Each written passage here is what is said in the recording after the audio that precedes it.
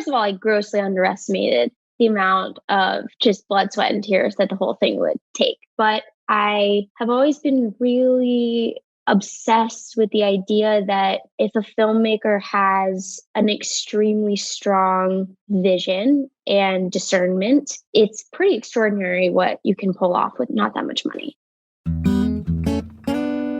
Brian Smith here, and welcome to the Dream Path podcast, where I try to get inside the heads of talented creatives from all over the world. My goal is to demystify and humanize the creative process and make it accessible to everyone. Now let's jump in. Every year around this time, I feature filmmakers whose films premiere at the Sundance Film Festival. And this year, I had the honor to sit down with Carlson Young and Isom Innis. Carlson is an actress, screenwriter, and director, well known for her role as Brooke Maddox on Scream, the TV series, as well as numerous other television and film roles. Carlson made her directorial debut with her short film, The Blazing World, which premiered at Sundance in 2018. She then co-wrote a feature-length script for The Blazing World with Pierce Brown, and despite a global pandemic, managed to direct and star in this film, shooting in August of 2020 and wrapping in time to make the deadline for submission to the 2021 Sundance Film Festival, where it premiered just a few weeks ago. Carlson's husband, Isom Innis, from the multi-platinum selling band Foster the People, scored the short and feature-length version of The Blazing World. I was able to see The Blazing World before the interview, and it's nothing like any movie I've seen. Starring Dermont Mulroney, Vanessa Shaw, John Carna, and Soko, the film follows Margaret, a self-destructive woman who returns to her family home years after the accidental drowning of her twin sister, and finds herself drawn to an alternate dimension where her sister may still be alive. This film is beautifully shot by cinematographer Shane F. Kelly, who also shot Boyhood and A Scanner Darkly, and has some powerful performances with themes that explore the impact of childhood trauma on individuals and families. In this interview, you will hear Carlson talk about the genesis of the Blazing World script, how she cast the film, and how she and Isom approached the score and song choices to achieve the tone and feel of a fantasy film with horror elements.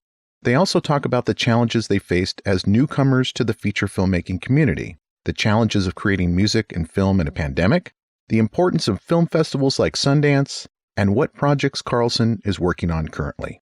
So without further ado, let's jump into my chat with Carlson Young and Isom Innis. Carlson Young, Isom Innis, and Kabir, welcome to Dream Path Podcast. Thanks so much. Yeah, so I watched the film, and what lovely film, by the way. And I haven't seen anything like it. It kind of reminded me a little bit of like a Pan's Labyrinth type of immersion in a completely different world. Yeah, definitely. Tell us where that world came from. And I know it came from your head, but like what was inspiring you? What was driving you toward that narrative? Yeah, I was, what drove me towards the narrative was learning about, in my own personal life, just learning about processing trauma and, how the brain stores childhood trauma, and the fact that trauma doesn't have a sense of time, which is kind of often why I think childhood trauma doesn't, as an adult, we say, oh, that happened so long ago. Like, why, that doesn't affect me anymore. But the reality is it did affect you, and it's stored somewhere in your body. So, so the more that I sort of learned about what neuroscience has to say about trauma, it sort of propelled me to keep exploring that. And then from a narrative perspective, I was really inspired by Bluebeard. And the key narrative kind of came out of Bluebeard for me. Yeah. And what is Bluebeard? Bluebeard is a 17th century kind of folk tale about this kind of evil, menacing man with this blue beard that lures a young woman away from her family and makes her come live in his castle with hundreds of rooms. And he gives her the keys to the castle, and he tells her that she can go into any room in the castle that she wants, but not this one room. But he gives her the key to it anyway. So she, he goes out hunting, and she, is curious and goes and opens the one door that he told her not to. And she finds, carnage of all of the wives that he's murdered before her. Oh my goodness. So she sees the truth. And after that, the key won't stop bleeding. Okay. Because, her inner knowing now knows the truth. So I was really inspired by that. And I felt like the psychic keys of going deeper and deeper into our subconscious. What unlocks what? Like, what do you have to get from the mother to get to the father? You know? Okay. And then ultimately, what is, your sort of key?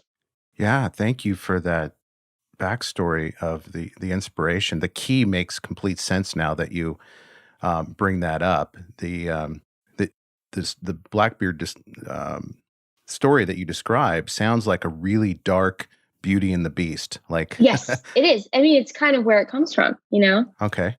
Yeah. Yeah. And so your creative writing background, I would imagine that you really benefited from that formal training in creative writing to be able to tap into your own original narratives.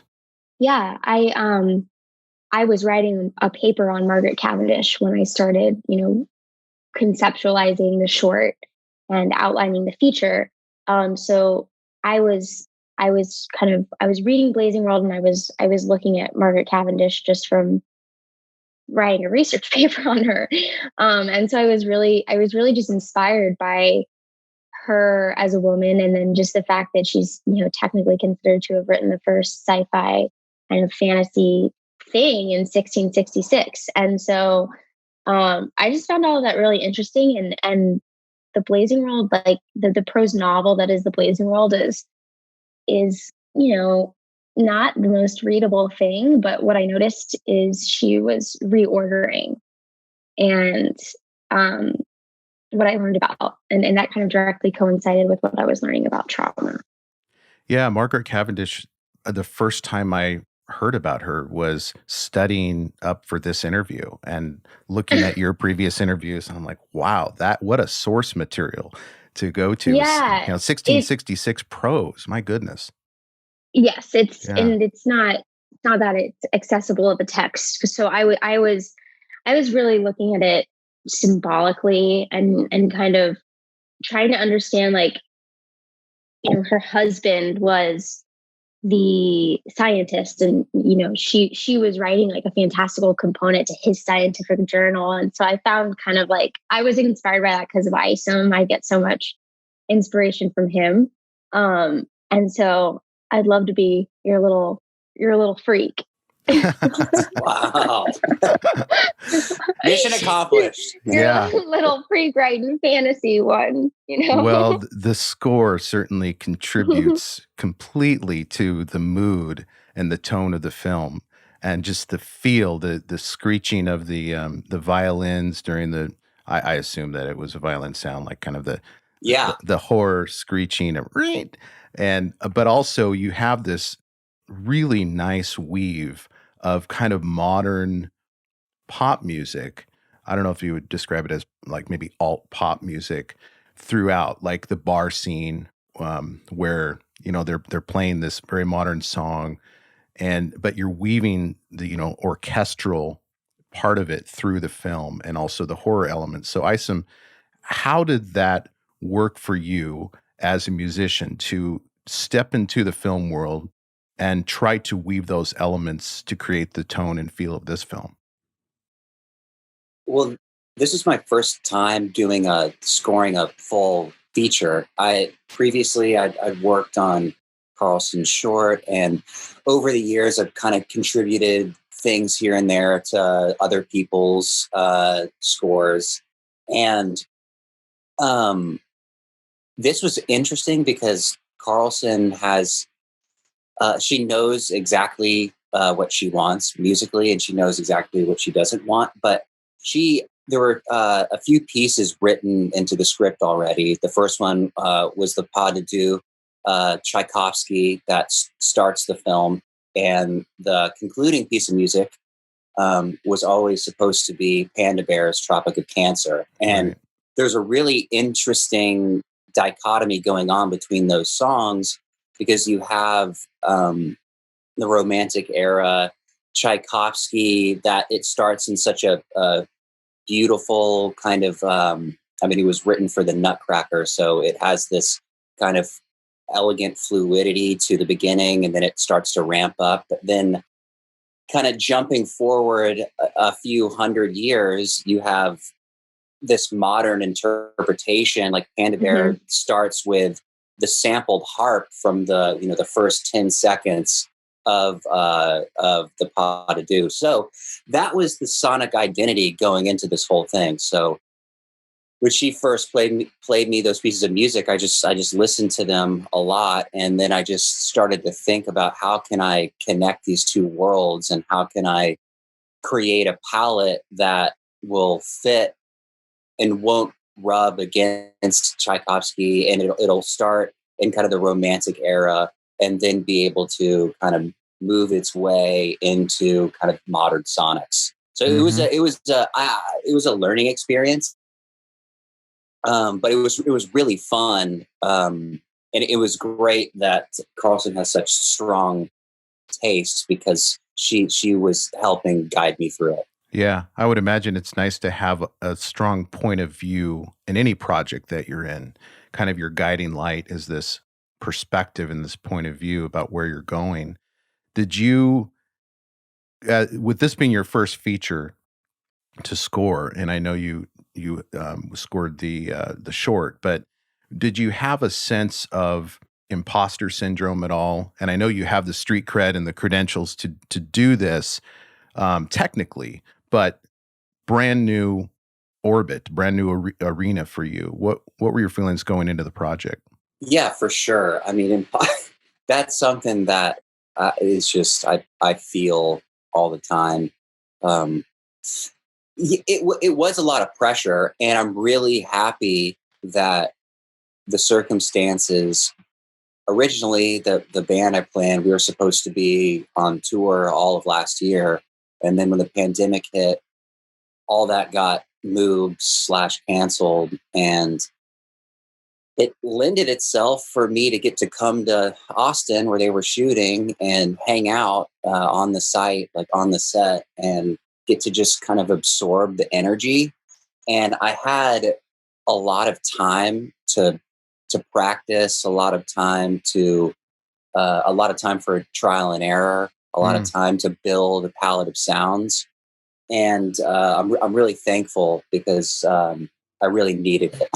Yeah. Yeah, it's so interesting to think about like the circumstances of the year, and that I was supposed to have Isom for a month, to do the score, and with that, the way everything shook out, just with the pandemic, was like, oh, now you get to really be on site, and yeah, like you said, absorbing all of the energy in real time of what the shoot was like. And so you were kind of like composing in real time, which is really unique. And we weren't originally, planning for that. So it was pretty cool.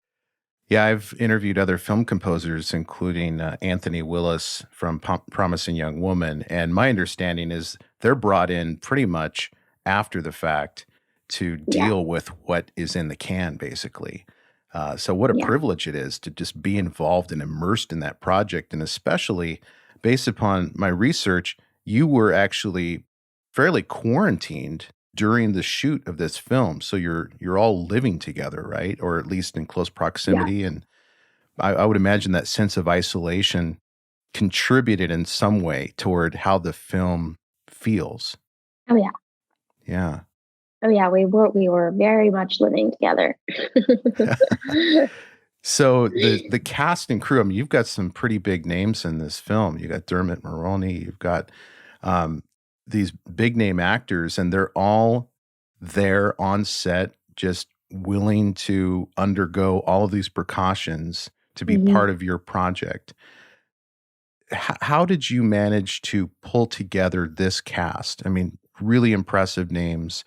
I mean, you look at the IMDb pages of all of the actors involved, and they gravitated toward your film for obvious Mm. reasons. After you see it, the listeners will know why. But how did you manage to do that with being this is your first feature length film? Mm.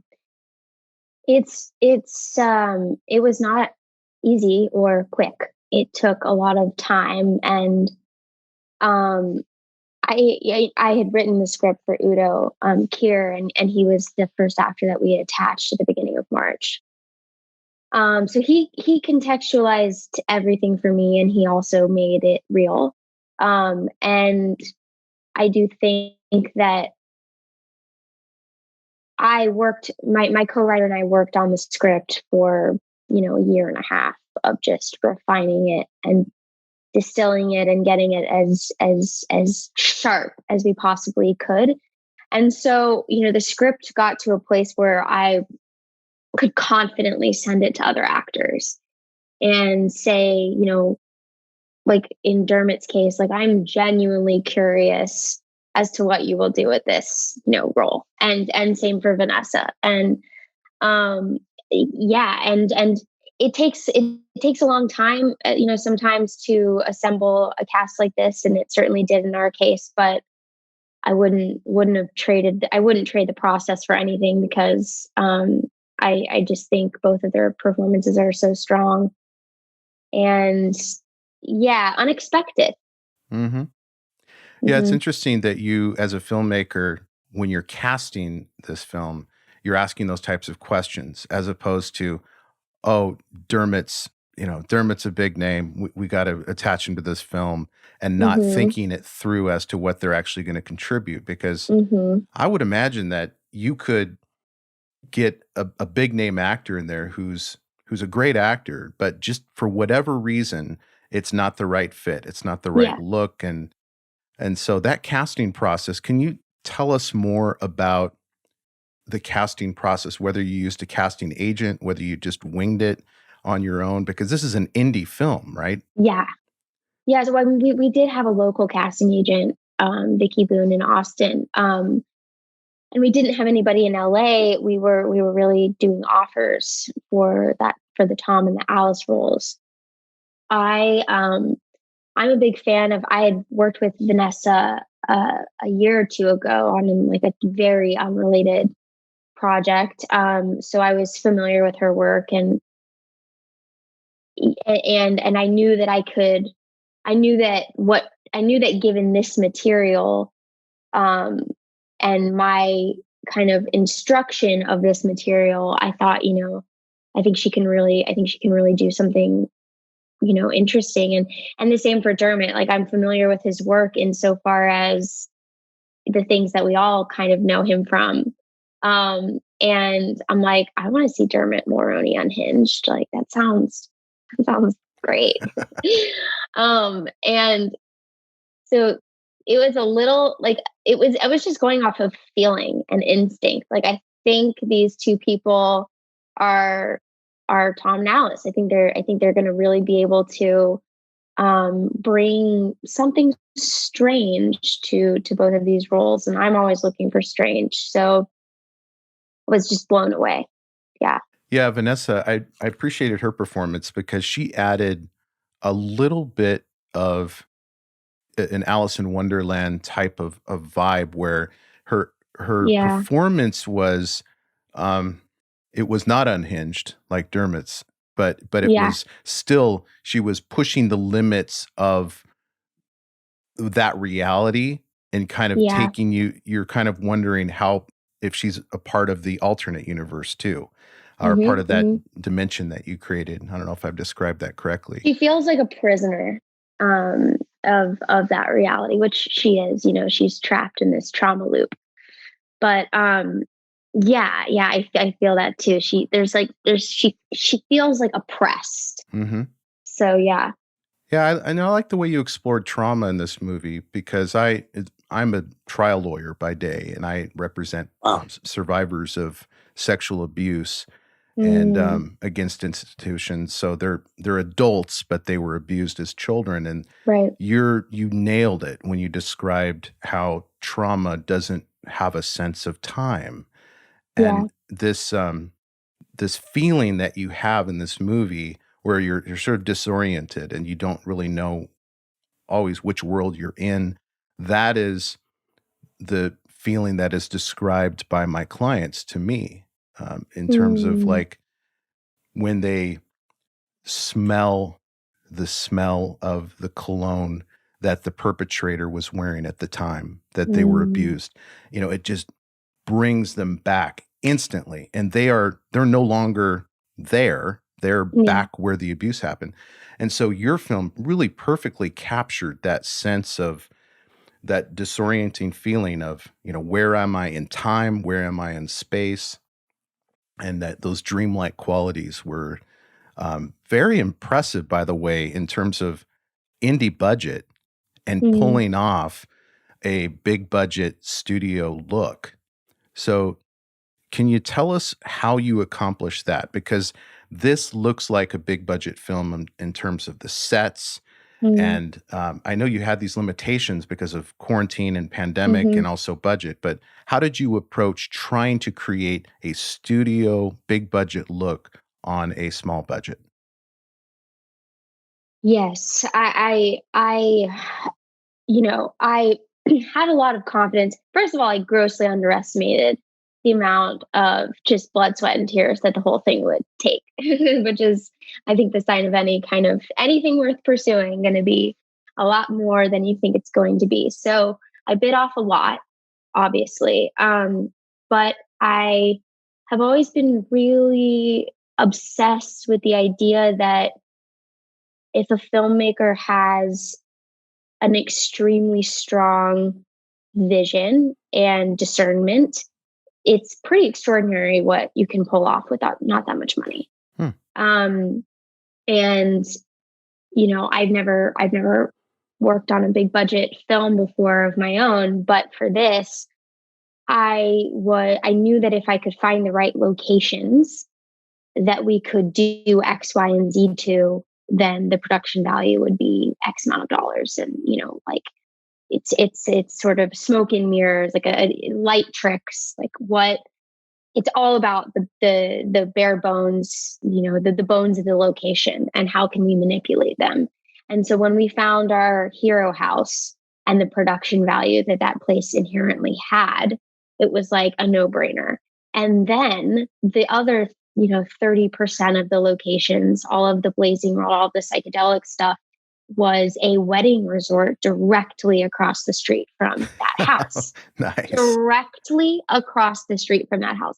And it looked like you were in like Italy or I don't know, it was like Santa Barbara or something. Yeah. It was completely just different. And this is all like outside of Austin, Texas. So this is not like the architecture that you find in those parts. Yeah. It's very it was a real gem. And so my production designer, Rodney Becker, and I just kind of walked through the spaces and we're like, we can elevate this. And the same thing with Shane Kelly, our DP, of we can, we know what we can do with this as this location being the raw material. And so I'm excited to have the time and not the pandemic restrictions and the budget one day. I feel like I'm really excited to, take on the next one with everything that I've established and know to be true from this experience. Like, I know what you can do with not that much money, and people that's like very shocking to people. But I would sketch out sketch out what I wanted the thing to look like, and Rodney, a production designer, would throw it in AutoCAD, and we would just build it out. As you may have noticed, there are great resources and advice mentioned in all our episodes. And for many of them, we actually collect all of these resources for you in one easy place, our newsletter. You can go to dreampathpod.com/newsletter to join. It's not fancy, just an email about each week's episode, featured artists, and resources to help you on your journey. Thanks. And now back to the interview. So as a director, the people that you're pulling into these projects, I mean, obviously your cinematographer comes, Boyhood and all kinds of projects that are demonstrating that he's got the goods.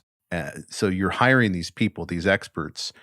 How much are you leaning on them to help you through just the logistics, the technical parts of pulling off a film like this, as opposed to using your own instincts and following your own vision? Well, like any other film set, the set is a well-oiled machine, and every single department head is, instrumental in getting the car to run. Like, I can't go anywhere without the gas, which is my DP. And I can't, I'm the steering wheel, but like the car around me is completely built out and only moving because everybody is performing their function. So I had, a style guide and communicated as much as I possibly could with every single department head. But then I was more interested in what their interpretation of what I was kind of saying was, and trusting their expertise.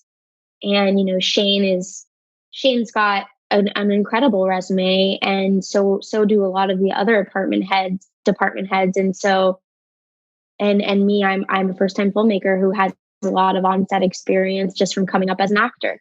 So I knew how the whole machine works. And so I knew like when to rely on, Rudy, our gaffer, to just like wow me with whatever I sort of gave him as a rough outline of what the look is, So there was a lot of push and pull. And the crew was amazing. I would work with every single one of them again. It was just like, we had a really great communique. And how many days was this shoot? 18 days. Amazing. Yeah. That is amazing. Yeah. Well done. Yeah. So Isom, you are now straddling two worlds. You're in a band, Foster the People. You've got this, it's huge band. You've got all these, if this was not a pandemic that we're in, you would be touring and, recording is not really hindered by the pandemic, but still, if you're recording and you can't tour, I would imagine that puts a kink into things. So what are your thoughts now about the options for you in your career? Now that you know how to score a film, you pulled it off beautifully, but you also have this band that is, that needs to keep going. They're not done yet, and they're great. So what are your thoughts on that? That's a really good question. I think it's taking it a day at a time and seeing what comes. The great thing about the band is everyone that contributes to it, from Mark to Sean to everyone's a multi-instrumentalist and a producer and a songwriter, and they're creating all the time. And one of my favorite parts about being in this band is it's been really nurturing to everyone's career and everyone's musical development. And it's been great. It's been so exciting exploring this outlet. I feel so fortunate that my wife threw me this bone and gave me this challenge of trying to score this film, because this isn't necessarily something I ever saw myself doing. I think I've been producing albums for the last 10 years. I've been writing songs for a really long time. And I feel like there were certain skills, especially in production, that kind of lent themselves towards being able to record and trying to prop up the film and move with the energy and the emotion of the film. But yeah, as far as how to balance both things, I mean, I'm fortunate that they both are going full steam ahead. I mean, right now I'm not scoring anything else. So we, as a band, Definitely we've been on the hook recording for my next, my next one. Yeah, If I can have you. but yeah, I mean, we'll see. We'll see. I mean, they're both full steam ahead. Yeah, parallel paths. Yeah. Yeah. And I mean, I mean, you're obviously so humble about it, but I've been looking over his shoulder, watching what he does on a daily basis. He's like a wizard, legitimately. Mm-hmm. He's a musical genius, and there's no genre. Like, you are a multi-genre. You can do so much. And he's like, he went to Berklee College of Music, and he's just very educated in this, in what you do in music production, but also just like being a multi-instrumentalist. So like, Mm-hmm.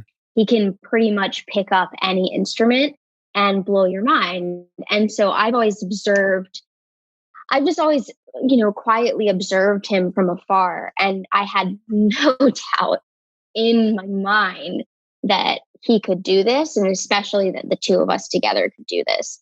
And yeah, I mean, I definitely think that in the way that this is my directorial debut, like, this is your composing debut. Like, Mm-hmm. there's something really special with your instincts and your inspirations, and the people that you're inspired by are super fresh, super cool. Mm-hmm. Yeah, I'm and you asked me several times, you're like, should I bring on somebody to like do this or this, or should I add like someone to the team? And I'm like, no, you're doing it. Yeah, that's true. I'm like, you can do this. That's awesome. Yeah. So Isom, the people that I look to in terms of film composers that crossed over from rock or rock or pop music into film, Trent Reznor is one of them, and Richard Patrick from Filter is another. I interviewed Richard a couple years ago, and the common denominator that I've noticed with those types of film composers is that they do have that core knowledge, that foundation that, like, you got at Berklee, where you have all of the tools, you have all of the music theory, but you also have like production skills, you have engineering skills, you can do it all yourself. You're like the jack of all trades when it comes to music. How did you get, and I know you went to Berklee for your foundation, for your music theory and execution, but how did you get the engineering skills, the recording skills to be able to put together a film score like this?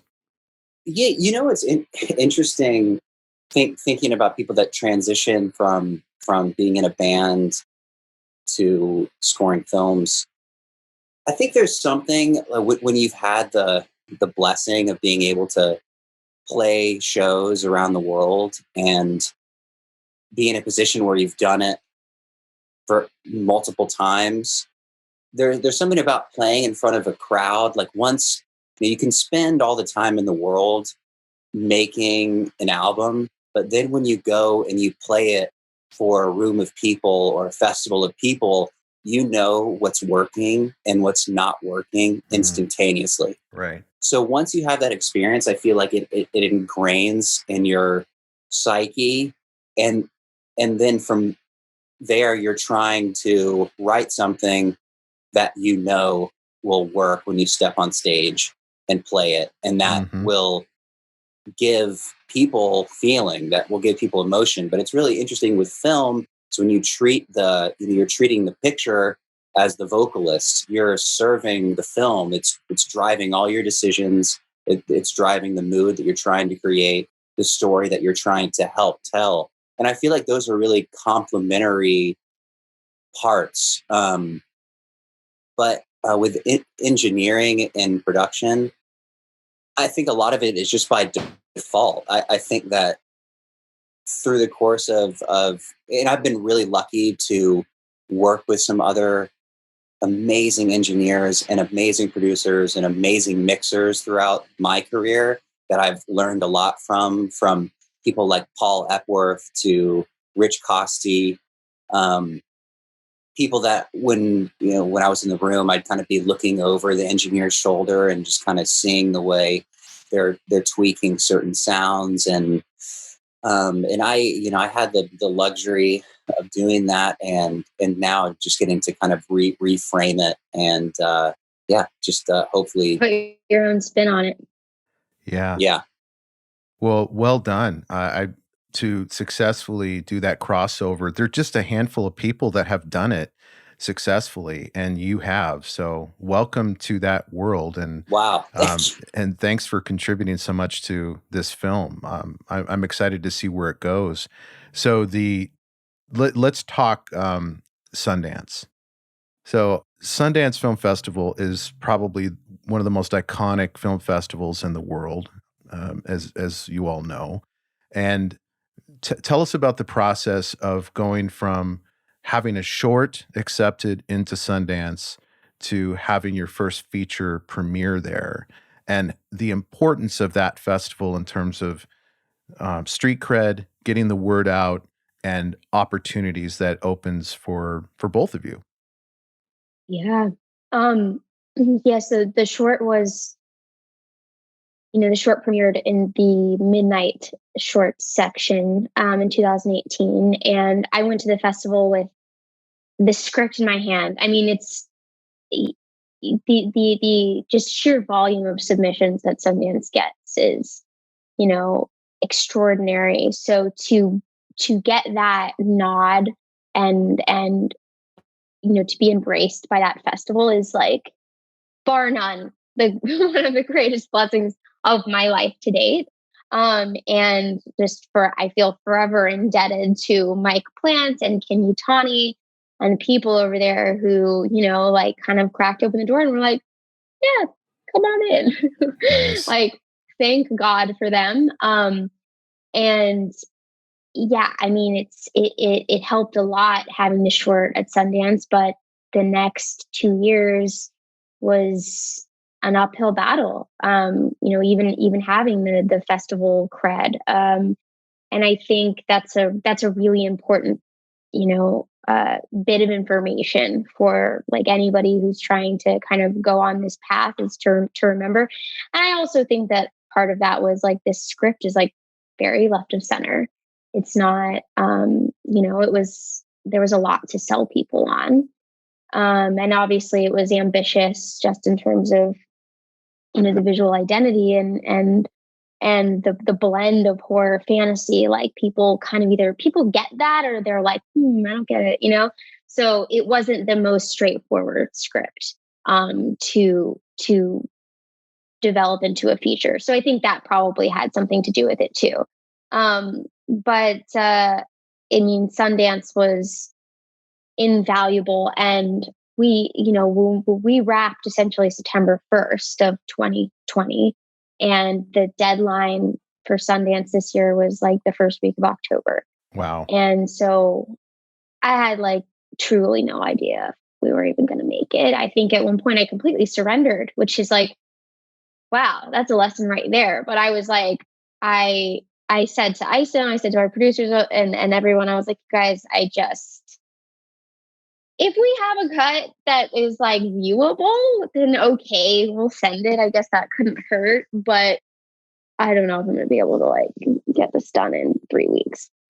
Sure enough, we did. And Isom and I, starting, what did we start? Like the last couple days of September, Isom and I went into the studio and essentially didn't leave for a week. And we just hammered out the entire score.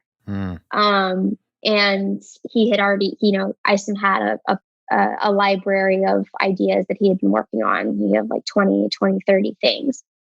And so we just kind of went through like and placed the things. And then we went through and just, did this like orchestration of the entire, score and refined it from there. But yeah, I mean, it was like a pressure cooker of a timeline making that Sundance deadline. And we, sent the rough cut to them. There's like absolutely no VFX, a rough score, no sound design, no color, nothing. And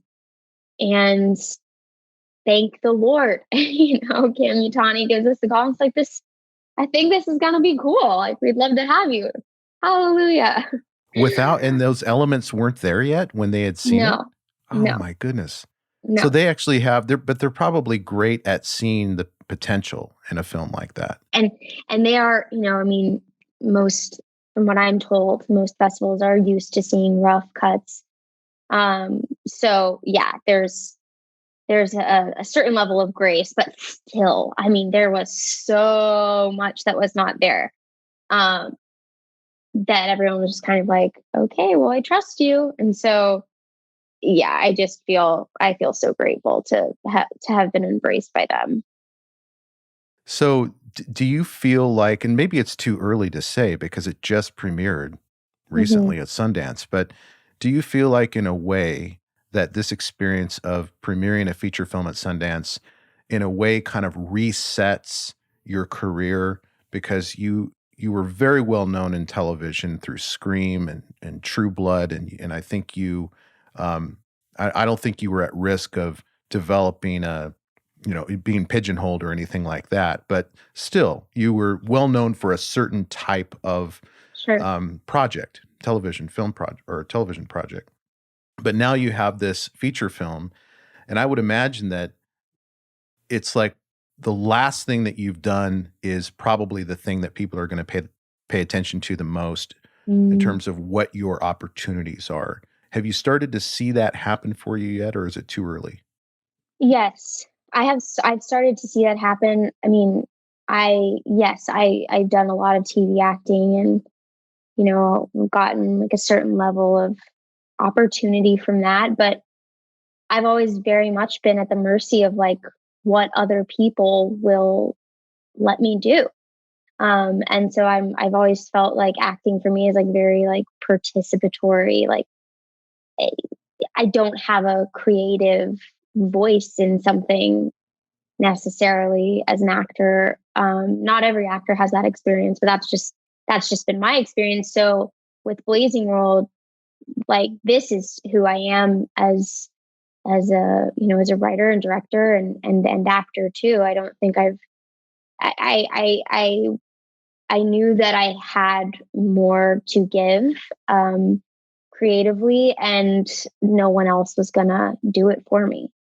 And so, yeah, I certainly hope that this is the palate cleanser, and this is the real, this is my mission statement of who I am. And I love the roles that I've played in the past, and like doing Scream, and even something like recently Emily in Paris, which is like so silly. That stuff is fun, and I like to do it. I'm happy to do those things, but it's not who I am as an artist. So I'm happy to kind of hit the refresh. And by the way, it's taken me a long time to refine that identity and find my voice and find, more than anything, the confidence to tell the stories that I want to tell.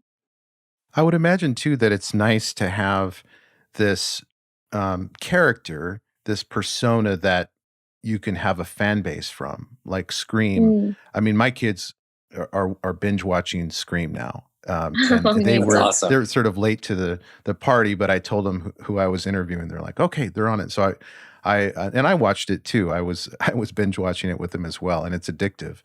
But to have that fan base that's sort of built in, I would imagine is a nice perk for going into the film world. Doesn't hurt. Yeah. It doesn't hurt. And I also feel like with Scream was such an amazing experience because we got to work with a lot of really amazing directors on every single episode. A lot of really cool up and coming, horror directors.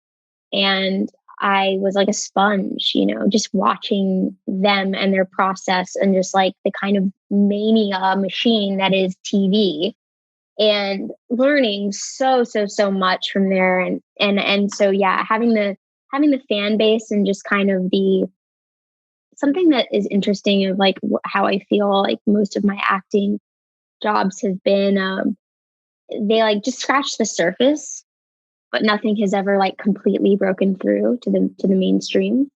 And so I think that like puts me in a cool position of like, maybe if you've caught like these shows, maybe you know me, but like for the most part, I don't think people do. So I am happy. I'm happy that like Blazing World is potentially something that, is like, if you're going to watch anything that I've done in my life, I hope it's Blazing World, Well, it's obviously deeply personal, and the vulnerability of just the opening scene. I mean, that opening scene is gut wrenching, and I won't give it away, but there's a lot of emotion to this film that you're able to tap into as an audience, and I would imagine as a filmmaker, you feel seen and heard maybe for the first time, like you've never experienced before. I'd like to ask you both the same question. If you could tell me your perspective on the challenges of creating in a pandemic. I think I'm hearing a lot on social media from celebrities and non-celebrities who are in the creative community that they're just really struggling to find motivation to create when there's so much happening that is kind of bigger and scarier and maybe more important seeming than painting or writing a song or writing a short story or filming a movie. So what are your thoughts on that challenge that's happening right now in the creative community? It's so true. It's a real, especially for music, it's a really, really hard time, from venues that are having to close, from people that all of a sudden can't do what they love to do. And I think when the pandemic just pulled the rug out from underneath music, and I think we really realize how important concerts are, and congregating together and listening to music in a bar, or just being connected to the people that are listening. And I think that's a common thread with a lot of my friends who are in bands and writers and producers. It's really hard to be disconnected from your audience. And now a year has gone by, and that disconnection is just so strong. And it's a really depressing place to be. And I think that we're still months away from getting to a place where that can come back again. So it's really, I think, an endurance game right now. But with the film, I was so fortunate that I got to be on site while they were filming, because it was this 50-person community all quarantining together. And I was able to feel that energy in kind of a condensed environment that felt like playing a small show. Because I think that connection, I mean, music is a language, and it communicates more than words are capable of expressing. But I think getting to be, I'm very, very fortunate. Not everyone will have this opportunity, but getting to be around that condensed group of people and feeding off their energy and having it motivate you to come up with something better. We got to see and experience a little ecosystem of people in the collective world trauma that is going on right now, all participating and giving their gifts to, this job that they were working on, essentially. And we watched their passion be able to transcend the kind of, this stuff is so heavy. Like, what could I possibly do right now to make a difference? Like, kind of what you said of like, it's such a hard time for music right now. I know actors and virtually everyone, unless you're on the front lines, I think everyone's kind of maybe asking, like, well, how can I help? And it all feels so much bigger than you. And so, like, you kind of get that disoriented, like, sleep paralysis feeling of, like, paralyzed. How can my day to day suddenly seems so insignificant under the weight of this world? And I think that, and this is way easier said than done, but, like, my instinct is that that's why self-reflection and, getting really serious about mental health and how to heal, ourselves individually as it pertains to the whole is so important right now. Because when we are, if we all come out of this just a fraction just a fraction more healing and clarity in our own individual spaces, then we will be a better community and a better country and a better world for it. So it's like, it's interesting because it's so personal, yet your personal health contributes to the larger health.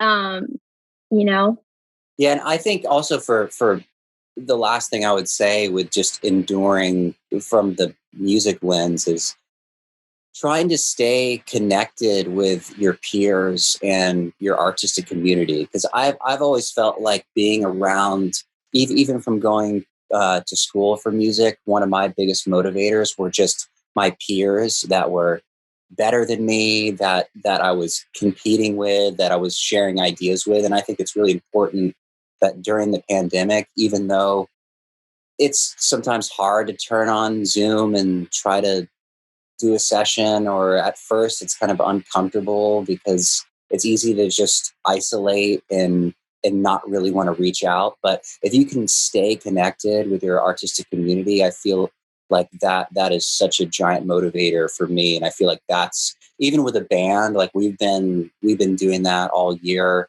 and we're still all battling. I mean, we're still battling feeling depression from not being able to fully do what it is, we were put on the planet to do. Right. Well, I've noticed that Foster the People, I mean, your band has been able to put out meaningful, not just creating music during the pandemic, but putting out meaningful music. It's Okay to Be Human in March in response to the pandemic, and the things we do, which you're donating profits to Black Lives Matter. I mean, it sounds like you're finding a way to make an impact and feel like you're creating, you're tapping into that creativity, but you're also not doing so in a trivial way. Wow. Thank you.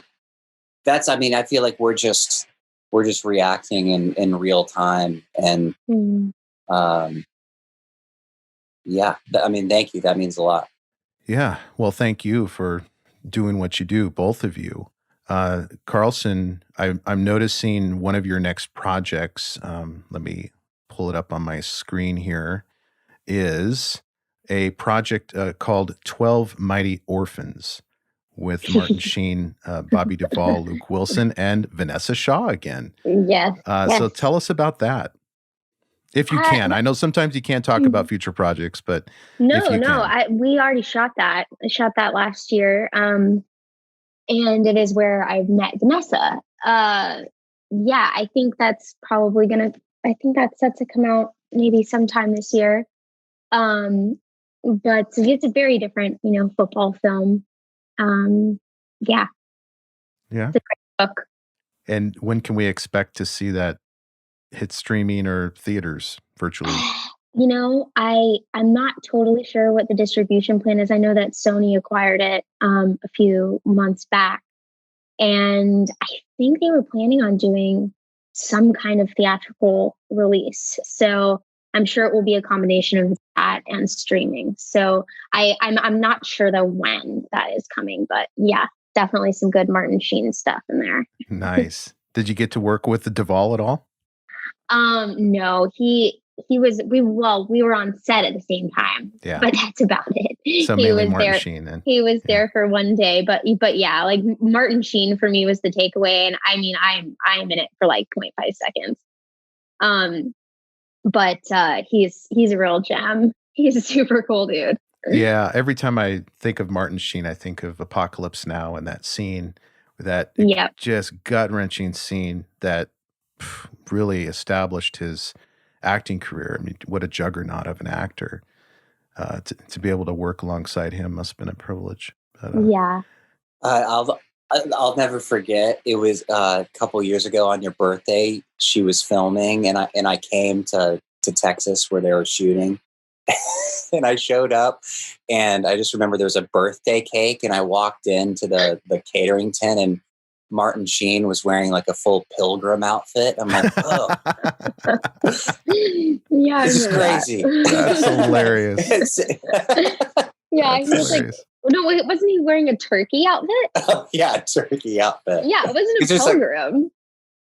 Well, it was half pilgrim, half turkey. He was like wearing Just for fun or part of the movie? No, it's part of the movie. Part of the movie. Okay. Part of the movie. It's in an orphanage, and it was a Thanksgiving Day shoot. That's funny. That's funny. Well, so any future projects that you're excited about, you want to talk about before we sign off? Yeah. I will just say I'm finished with the script that I'd like to do next, called Femina Nox, and it's about a 12-year-old girl who falls out of a tree and sort of prematurely is thrust into puberty, and she gets stalked by 6 demons of the patriarchy that want to influence her feminine identity. Holy smoke. It's just a light Sunday afternoon. Wow. You like ambitious projects. Yeah. That's great. But it's going to be really cool. Like, it's kind of got the tone and the upbeat, like, snap of 8th grade, because it's like middle school. But it's like middle school in like 2001, you know? Mm-hmm. So it's very like Y2K, Britney Spears playing in the background. Mm-hmm. But with these like surreal horror elements baked in too. So I'm really excited to see 12-year-olds. Mm-hmm. And yeah, well, and I guess Udo Kier. And Udo Kier. Oh, he's great. Wow, what a definitely what a he's for gonna.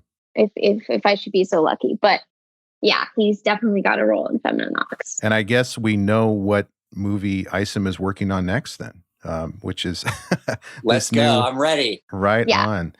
Yeah. Yeah. Well, it's been such a pleasure having both of you on the podcast. Thank you, Brian. Carlson, this was Isom. so fun. Yeah, Brian, thank you.